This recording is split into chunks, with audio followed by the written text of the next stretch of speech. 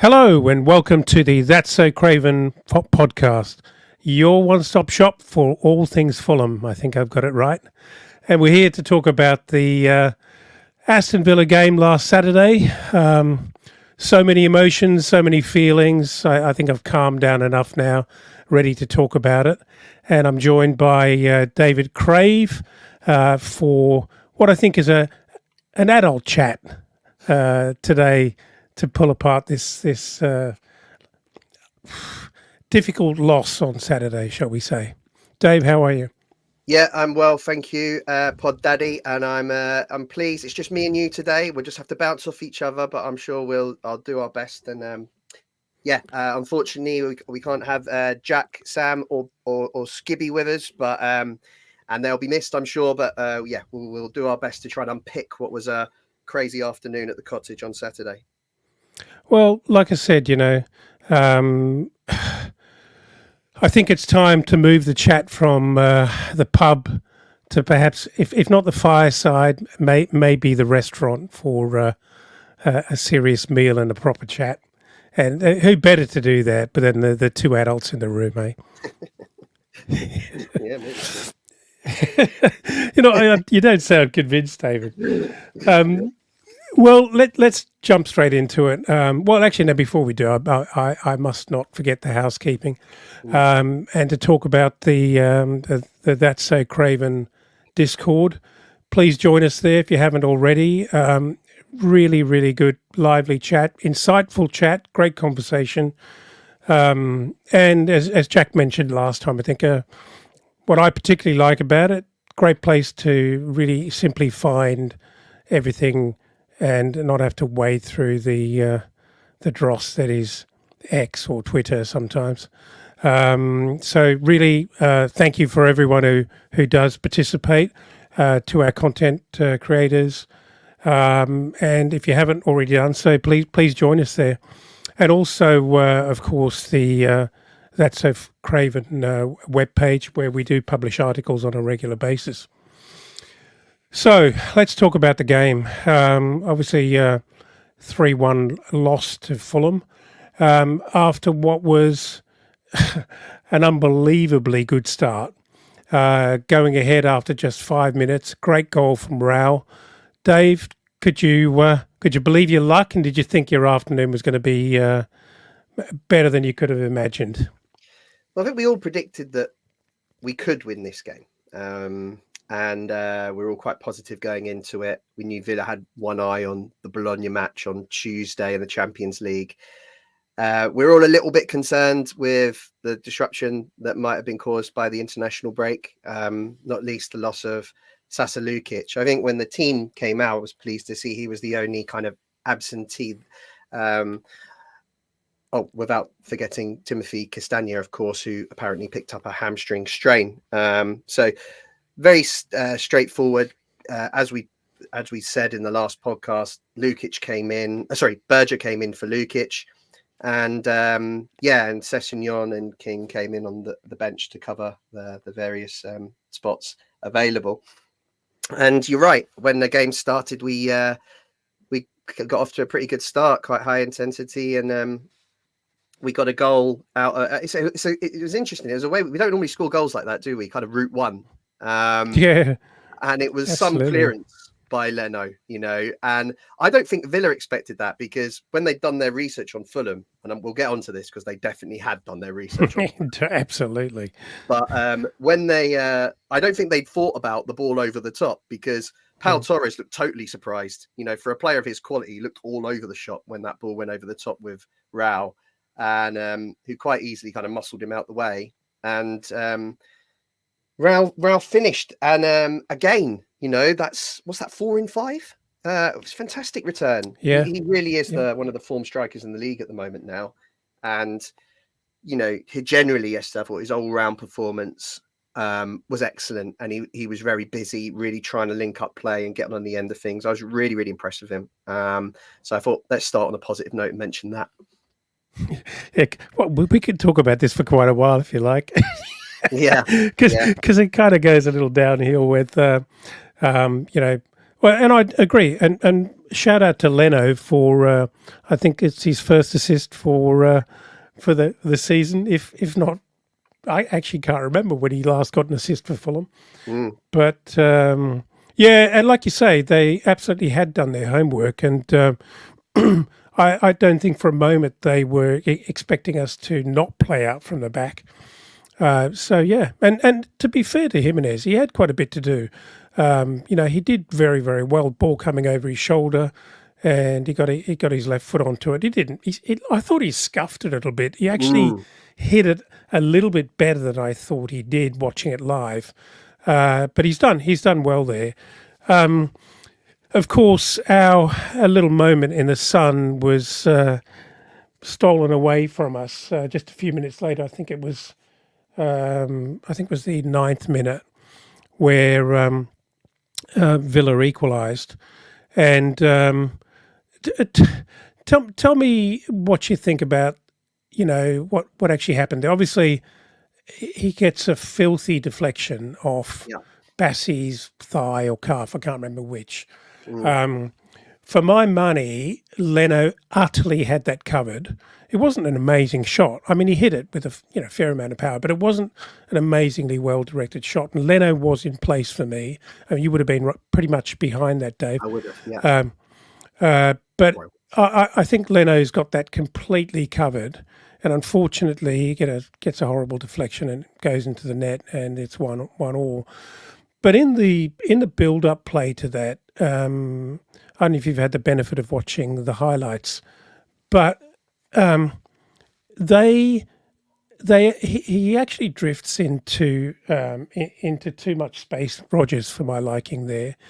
And what did you think about our defence and how we actually handle the build-up play there?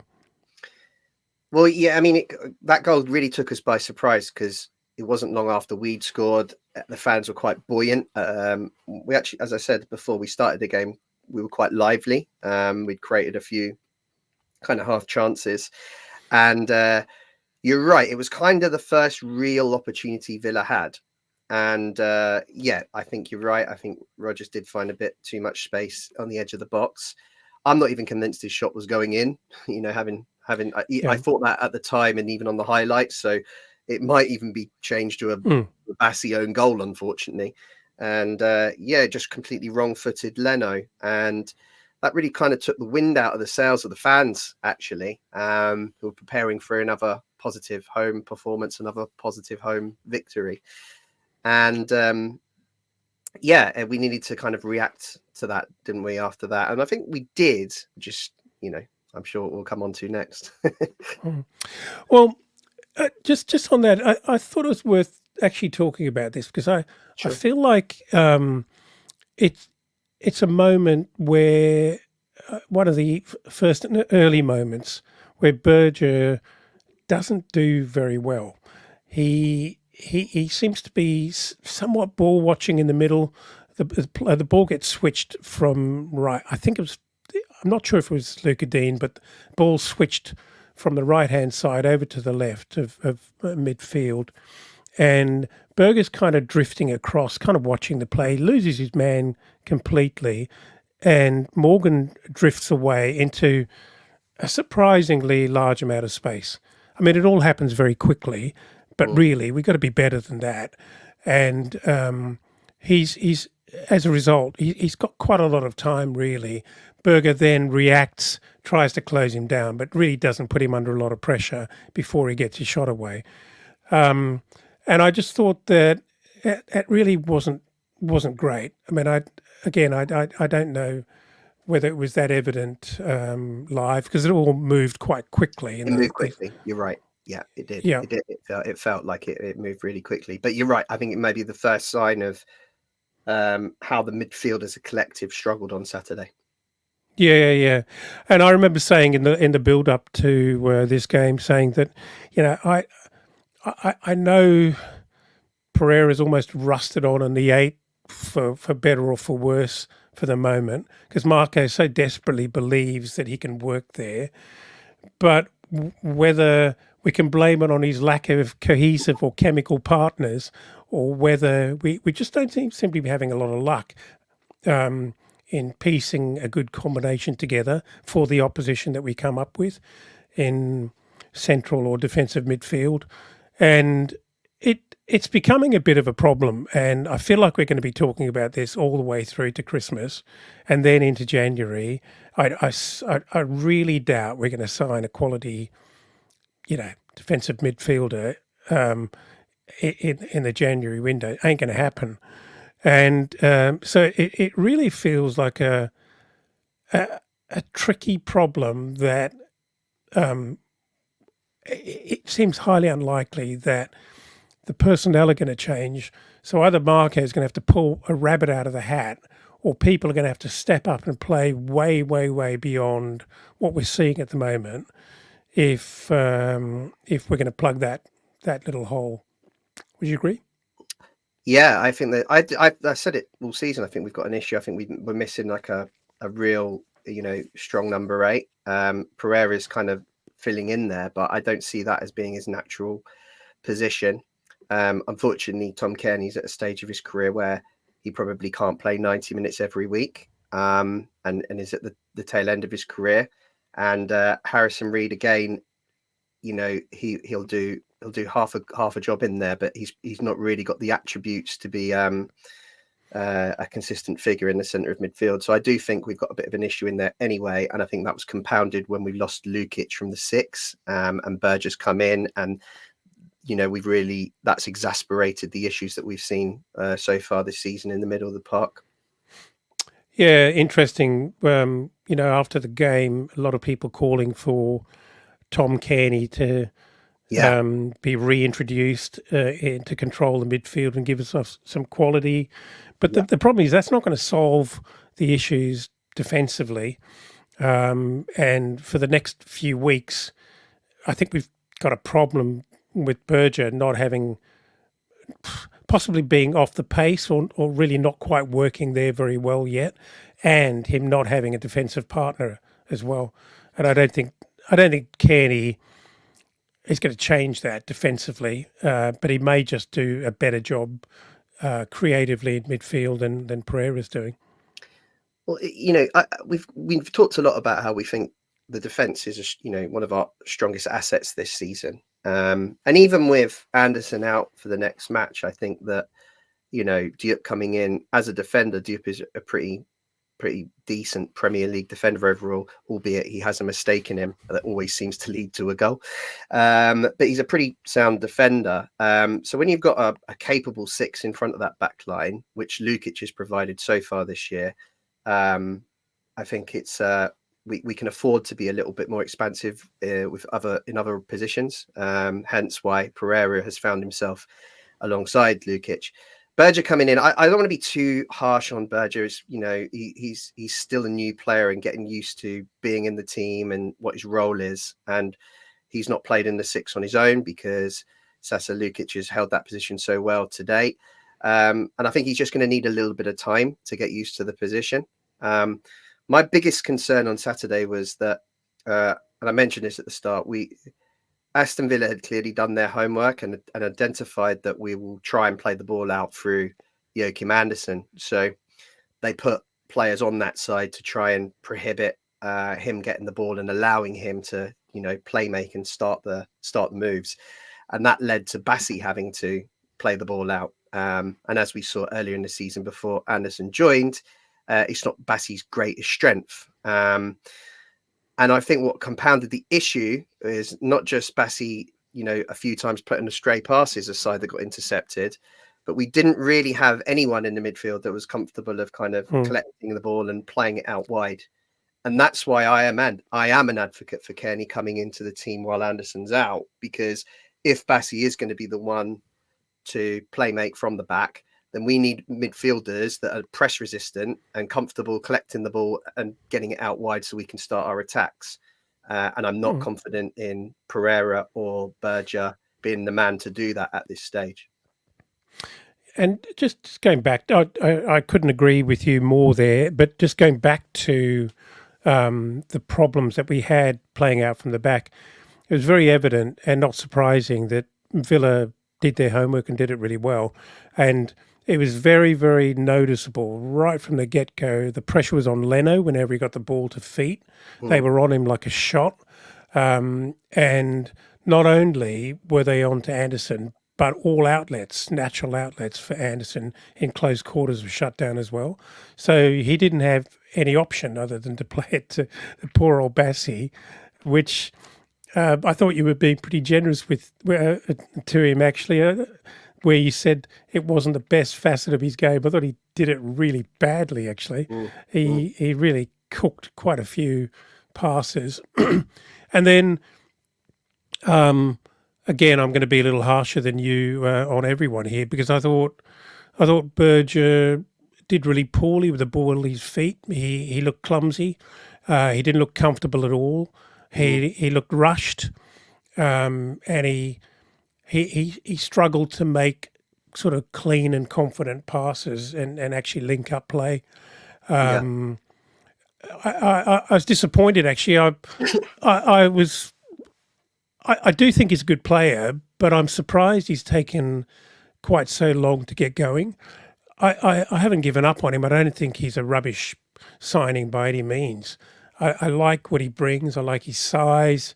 He's pretty mobile for a big guy as well. But I'm a little bit surprised at him not really finding himself in the right positions and then struggling on the ball to actually link up. And I know that is more of a role which you traditionally expect of the 8 alongside of him. But I don't know that we can rely on such kind of separation, if you like. Everyone's got to be able to play a part in that defensive midfield. God, it's who'd have believed, from even a few months ago that we'd be lamenting Sasa Lukic being out of this side. He's clearly been a very, very effective guy in defensive midfield for us, hasn't he? Oh, for sure. And, I think, with him being out the side, it's really emphasized how important he's been this year. And Berger's not exactly the same kind of player. He is a bit more of a kind of, he's more like Polina than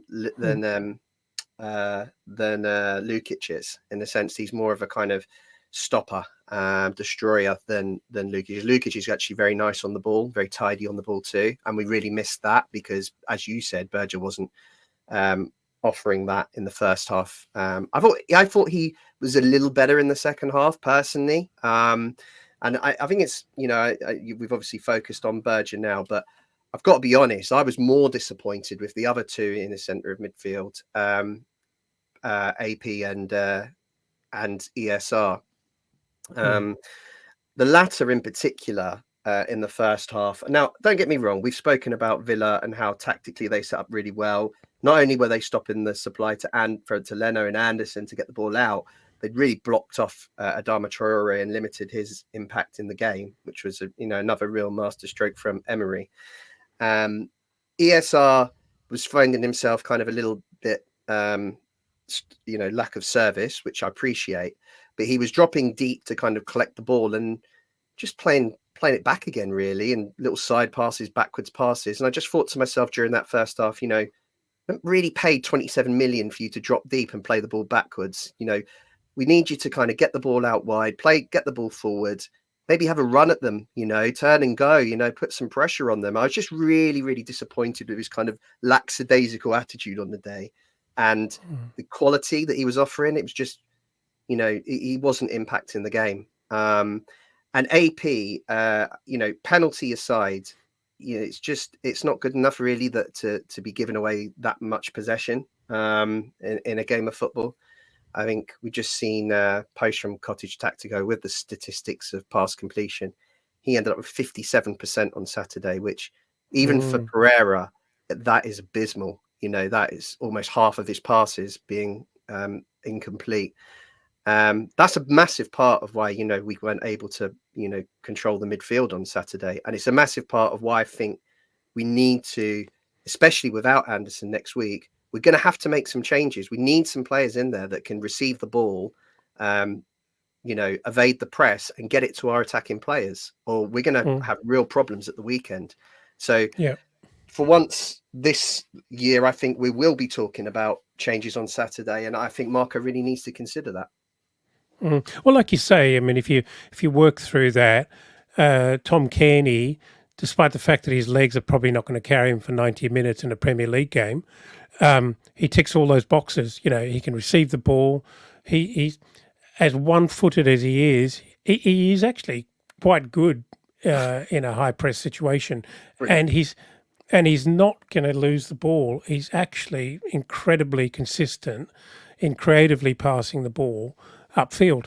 So, I hope Marco's listening, because I think it's not a bad shout. Even to actually start the game, see how far he goes. If we can get him to the 60th minute, if we're controlling the midfield, maybe that's enough. Maybe that's enough, because it could result in 1 or 2 goals. I would be surprised if I'm going up to Everton, as you know, on Saturday. And of course, whereas I was quite positive about the game, prior to this weekend, now we're going without Andersen, without Lukic, and off the back of a defeat. And where our midfield looked a bit of a shambles. And I'm now nervous. I'm now nervous about this game. And I tell you one thing that will settle those nerves is seeing Tom Cairney on the team sheet, because we know that Bassey's going to be the guy playing the ball out. So I'd much rather see Cairney as the person to be on the end of that than any of the other midfielders that were out there on Saturday, because I just know that he'll protect it more and will then be able to cause them some problems. I don't know what you felt, Elton, and I know we're jumping around a bit, but at the back end of the game, even when we had 10 men, we ended up with a midfield of Iwobi and Cairney as a midfield too. And I thought, I was quite shocked at how much we dominated possession. I thought they were really, really good as a pair in the midfield. And despite having a man less, Villa really struggled to intercept any passes from them. We kept a tremendous amount of possession for a team that only had 10 men.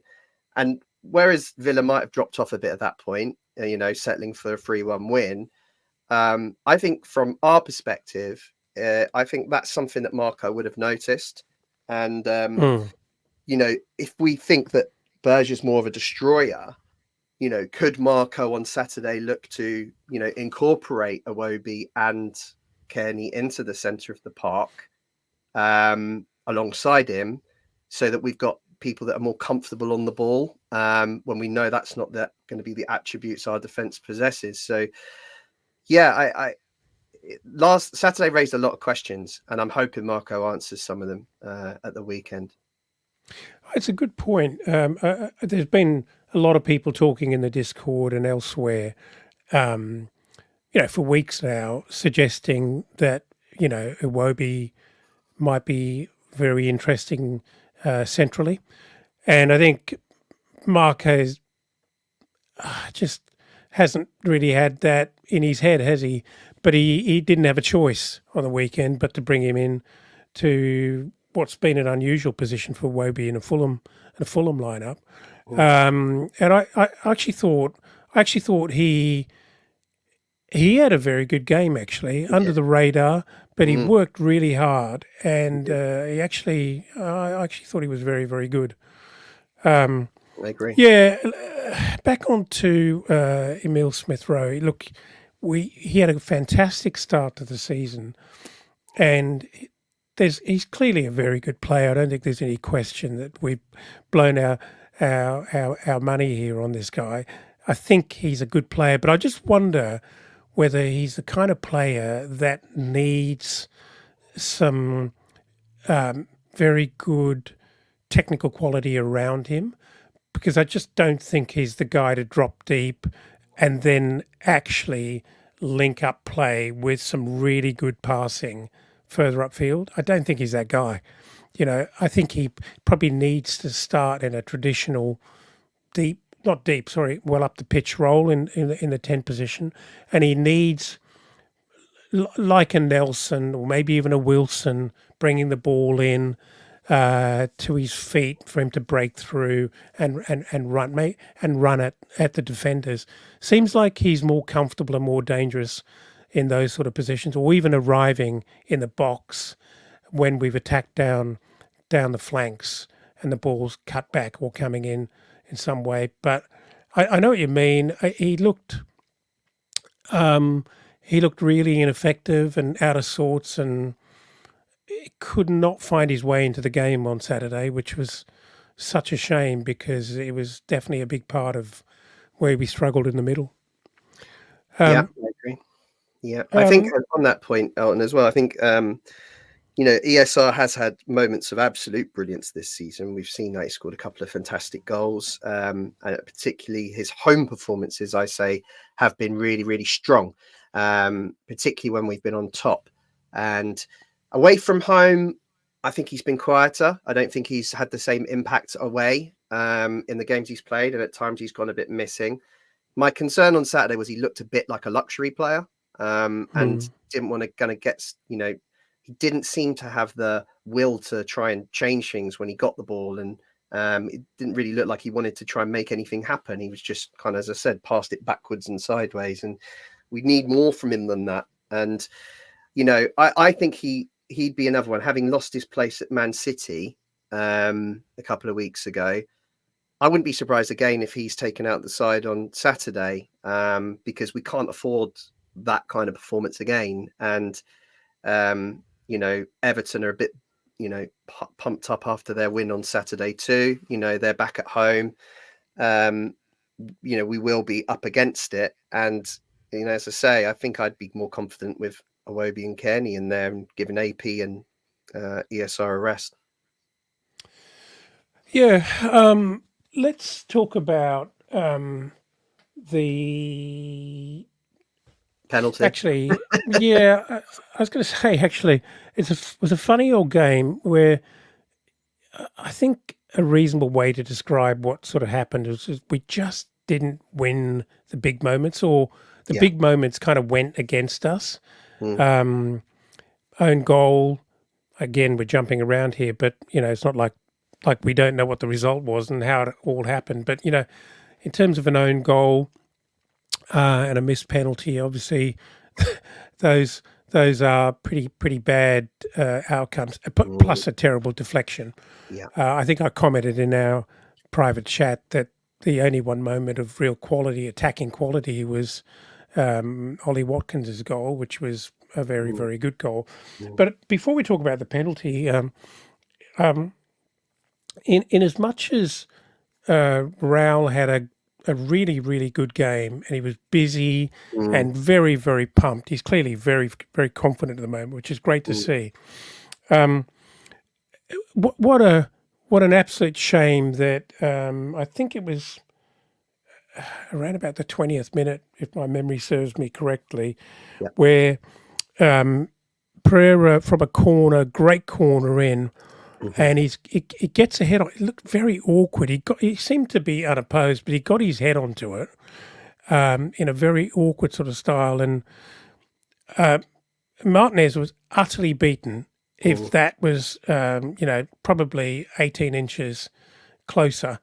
Again, very unlucky. Probably should have done better. Should have at least hit the target with that, you'd think. Because there was no pressure on him. It was a very, very good ball in from Pereira. But anyway, let's talk about that penalty. Jimenez again wins the penalty, if you want to express it in that way, by heading the ball onto, I think it was Cash, who, very awkwardly has a arm out very, very wide off his body. Very, very clear penalty.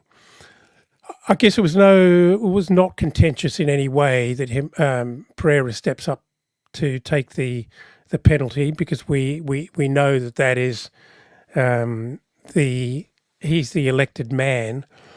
Talk me through the penalty. Tell me how you felt. Oh, do I have to? Well, do you know what though? You are right to bring up the chance that Real had right before it, because I think that chance and this penalty would have put us two. If one of those had gone in, it would have put us 2 up, and it'd be a very different game. That's a much, harder game to get back into for Aston Villa. and their confidence might have dropped at that point. So you're right to mention that as well, because it was a really good chance. The penalty, first of all, when it first happened, we saw that there was the fan. I was at the other end of the stadium, but we saw the fans in the Putney end jump up. And for them to jump up, it must have been something, it's quite a quiet stand normally, the best of times. So we knew that there must have been something happened there. And when I've now seen it back, I can't believe the ref didn't give him. It was pretty obvious that his hand, it was outstretched and right next to Raul. So God knows what the ref was looking at. But yeah, they checked it on VAR and it was a clear and obvious error. And we got the decision. What makes this controversial is we know how good a penalty taker Raul Jimenez is. I think he scored 36 out of 38 in his career, which is just unbelievable. Statistics for a penalty taker when you consider, I think, only is it 80% of the penalties go in or something. Well, I think it's less than that. I think it's less than that. He's way above average. And we saw the controversy at the Nottingham Forest game where Raul took the penalty when he shouldn't have. It should have been Andreas, who was a designated penalty taker. And I suspect that goes back to the start of the season where there was no guarantees Raul was going to be in the team. So Pereira was going to be a fixture. So he was due to be the penalty taker. He actually had an unbeaten record at penalties up until Saturday, I believe, but off a very lower base. I think only about 4 or 5 that he'd taken previously. So he stepped up. Was the run-up I expected, because we saw him do it twice at Preston recently. And he's up against an amazing goalkeeper in Martinez. Forget that. He just read it, didn't he? And he just comfortably saved it. And when those kind of penalties, when you're trying to wrong foot the keeper and roll it in, when they go wrong, they just look horrendous. And this one really did. And it just raises the question of, after Raul did take that last one, and given the form he's in, should we have been a bit more smarter and put him on penalties? And think in hindsight, obviously the answer is yes. I wouldn't be surprised if moving forward Raul is the penalty taker now, because we can't keep Pereira on him after that. That was just not a good attempt at all. And at that point, as you say, we've missed 2 big chances to take the game. And remember, Elton, we talked about this last week and we said how important it was that we took our chances when we were on top. And again, it's proven that was, I guess, the catalyst for our downfall. Yeah. Look, I think it would be really harsh and brutal to take the penalties away from Pereira at this point. If Marco's made a big point. He said it publicly. He commented on it publicly in his post-match last time when there was I wouldn't say an altercation, but there was the designated penalty taker did not take it. I know there were reasons behind it. Pereira had to leave the field of play because he got injured and he went down, and Raul probably had a quiet word and said, "Surely, mate, you've got a sore leg. Let me take it," kind of thing. Anyway, whatever. I cannot see Marco taking the ball away from me. I think that would be a brutal knock to his confidence. He's not a bad penalty taker at all, Pereira.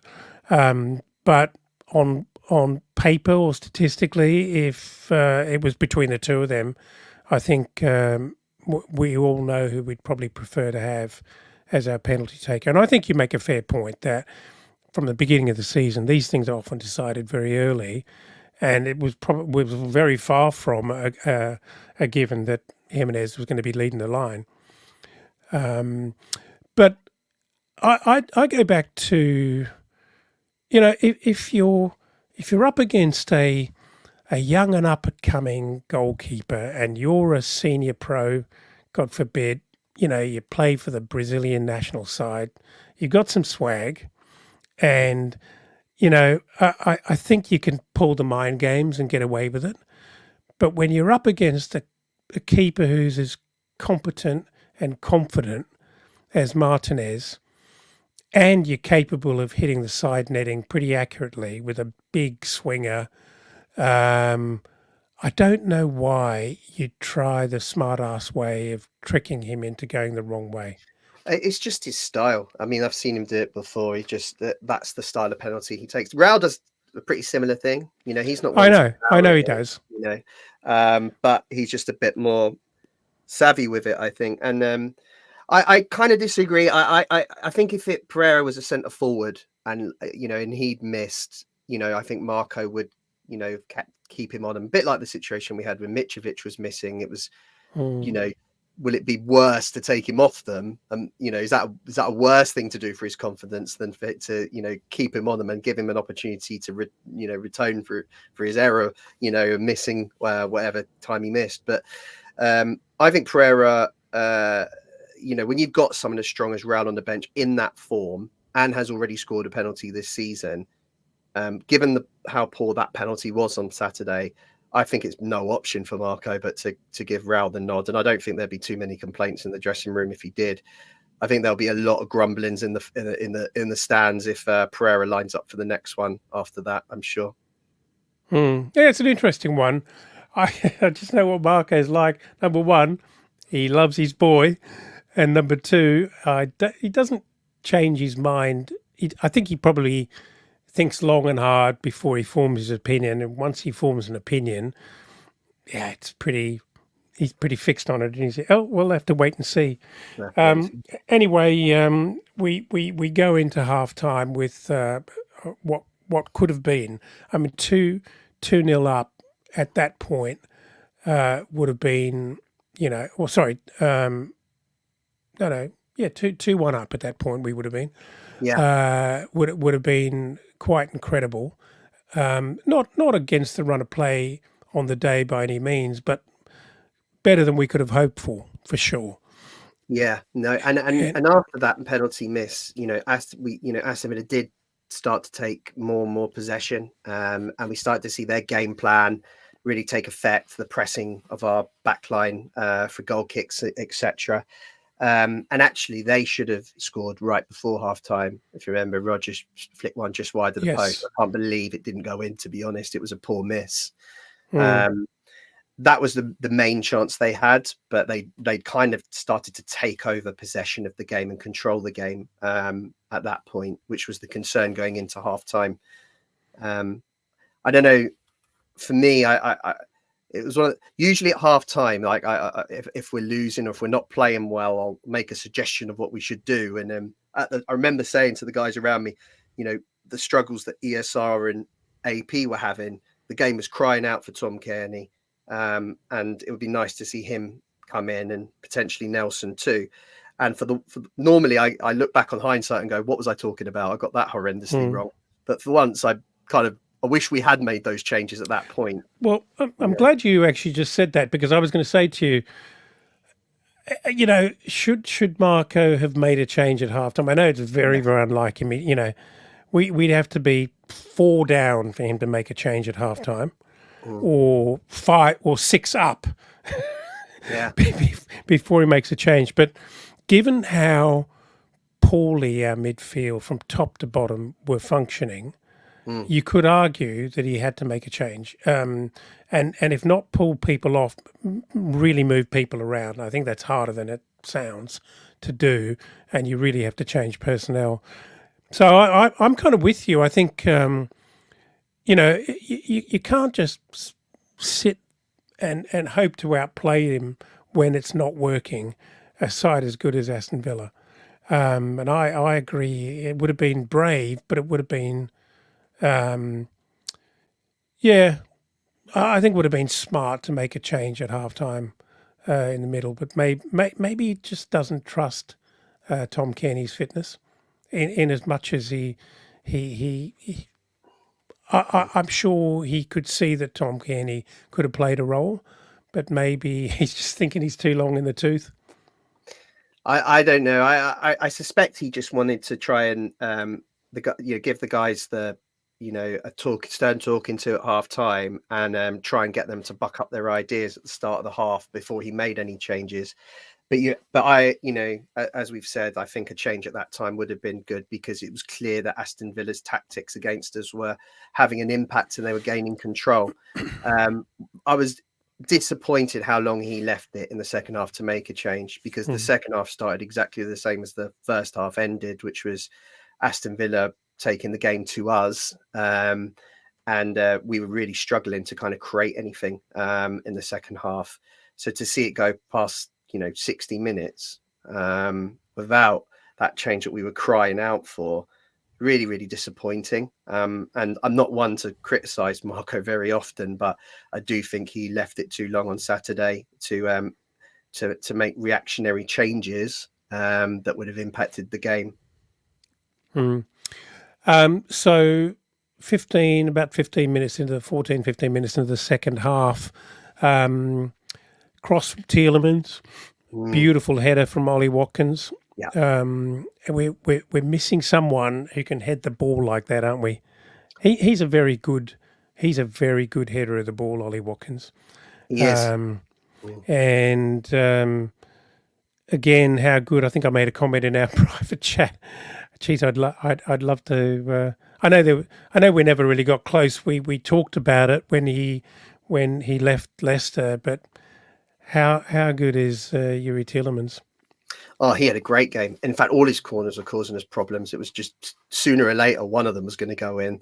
He was just pinging them in at a real dangerous position at the front post, and Aston Villa were throwing players at it, and it felt like only a matter of time before they had some success. And just before that, Leno had made a couple of really good saves, so it wasn't like out of the blue this goal. It was coming.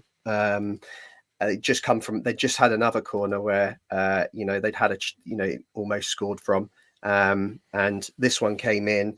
And what he does really well, Watkins, is he's kind of, the ball's behind him and he kind of runs back, bends down, and manages to get enough power on it to get it on target. I think ESR was marking him originally, and then Berger came out to try and make the block. But I put that down to actually a really good goal by Watkins. And you can say, we should have someone attacking it, but I think it was a very, very, very great corner, swung, really fast, swinging corner, and he got his head on a beautifully positioned goal. Leno, who actually had a great game in my view. Yeah. No chance whatsoever. Actually, I should also add, in terms of laments, add one more to the list. 10 minutes before that, really nice little cross coming in from Robinson. Adama climbs high into the air to make the header, pops it back across the box to Jimenez, who misses what looks like an absolute sitter. In fact, I think it might have happened just before half-time. Yet another moment where you think he could have actually kind of got one on target. It goes over the bar and hits the top netting. Another missed opportunity where I thought we could have done a lot better there. Yeah. It was just before the end of the first half, wasn't it? It was. You're right. Yeah, I remember that now. Yeah, so at that point, Aston Villa 2-1 up. They've got the ascendancy. Things are looking pretty tough for us. Yeah. And I can't remember who plays the ball through to Ollie Watkins, but there's a right old scramble, and Andersen's chasing him back, and Watkins is very clever in that he accelerates, and he just actually sort of dives and gets his body in front of the defender brilliantly. And he forces Andersen to have to do something to get Watkins's body out of the way. Clear penalty for you, Dave? Not a penalty outside the box, but sorry, not a penalty, but clear red card for you. So it's funny enough. I was talking to my friend Michael after the game about this. Who because in the stadium it looked really soft. It looked like a really soft. It just looked like a kind of coming together, and the ball kind of came out. And we were quite shocked at the time to see the red card come out. Having seen it back now and seen all the angles, I personally can't argue with it. I think that you mentioned it. I thought Watkins was very clever. First, he manages to get in behind Andersen, and he gets a touch of the ball that plays it across at Andersen. And as he goes to follow it, Andersen's run and arm and, just basically rose right into him and prohibits him from really being able to chase after that ball that he's just controlled and get a chance on goal. So for me, unfortunately it's a last man professional foul, red card, 1 game ban. Others will say it's soft. Can defenders not put their arm out anymore? But I think if it hadn't have been for the fact that Watkins controls the ball and then there's the coming together, that for me says it's a red card. So I personally would be screaming for that the other way round. So I can't be the hypocrite that stands here and says that's not an unfair decision. Oh, go on, mate. It's it's a private chat. No one's listening. I'll call it out. I will. If I thought it was a hard play, but I'm going to disagree with you. I actually don't think it was a professional foul. I really don't think he was trying to take him down. I think it was a coming together in the moment. He fends him off, and I don't think Watkins is diving or going down. I think Andersen's fend off. He's a big boy. Andersen's fending off, even though it didn't look like much. It's probably carrying a fair bit of force, and I do think it's probably. I don't think Andersen's done horribly wrong there, but no. I do think that Watkins has done very, very well as a striker should. So fair play to him. And so I think it's just unfortunate that whilst I don't think it was professional. I think it's just unfortunate on a technicality. No. I do agree with you. Yeah, I think that's the definition they gave the red card as a professional foul. But I kind of see from a to be accurate about it, it was a coming together, and it was just good play by Watkins and an unfortunate circumstance of events. But I can't argue with the decision on hindsight, personally. Yeah. Well, I mean, that's an unfortunate loss, and it compounds our problems. Excuse me. It compounds our problems with Lukic out at the moment. I know Andersen's only out for a week, but still. As you said, it suddenly changes things somewhat against Everton next week, where you'd think, coming off the back of the Man City performance, even away, you'd think that should be a comfortable win for Fulham next week, but I don't believe it's going to be that straightforward. So I mean. Then Marco makes some changes, which I do believe that he was planning to make some changes before Andersen got sent off, and then he had to shuffle the pack, obviously, and he brings Diop on, who I mean we've had good fortune with Diop coming on, and Diop has come on in the last couple of games at great moments for Fulham. Where we go to shore up at the back, and he's done a very good job defending. But I hate to kind of dump it on the guy, but geez, he has got a mistake in him, and like you say, those awkward mistakes.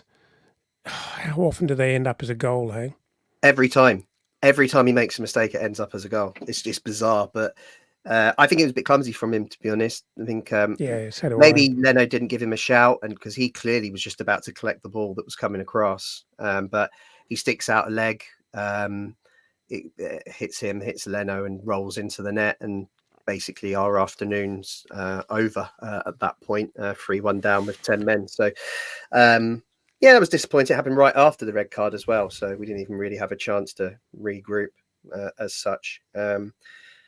And that was the point then, I think, where we made the changes from a midfield and attacking sense, and went with a 2 in midfield of Kearney and Iwobi, which on paper seems, almost crazy given the fact that they're not particularly defensive, but actually worked pretty well. And we got possession of the football for the first time in the game for a sustained period, which... and I'm only focusing on that because I know it's at the end of the game and it was a 3-1 loss and everything, but I think it gave Marco something to think about that moment. seeing how well those two played together and how much control we took of the game at that point. Because you just mentioned it, Everton at home on Saturday.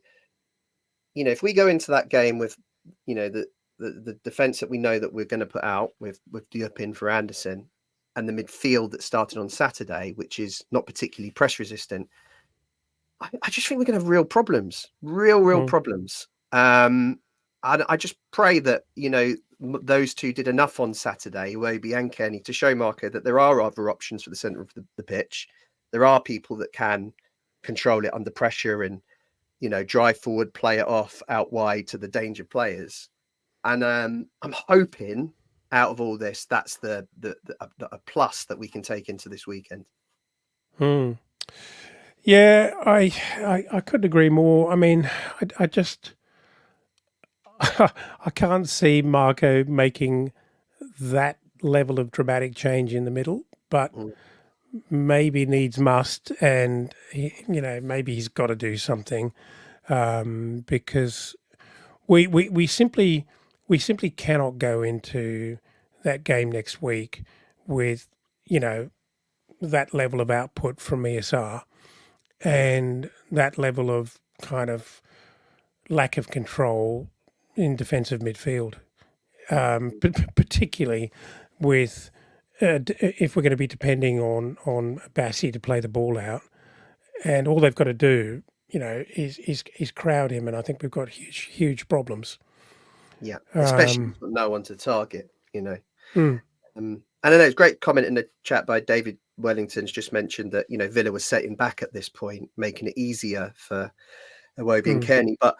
And there is, to a degree, an element of that, but it was quite noticeable that they were still trying to press them at points towards the end of the game and not having a lot of success. And really, a team of 10 men shouldn't be able to gain control of a football match in that manner. So look, I appreciate that is a caveat on this, but I still think there was enough to show that, when you've got two footballers in the middle of the park that it can make a difference. And when you've lost your ball player from the back, going into this weekend, I just think having some, even if it was just one of them in the middle to try and assist the defenders, get the ball off them and get it out wide. That's all I'm looking for.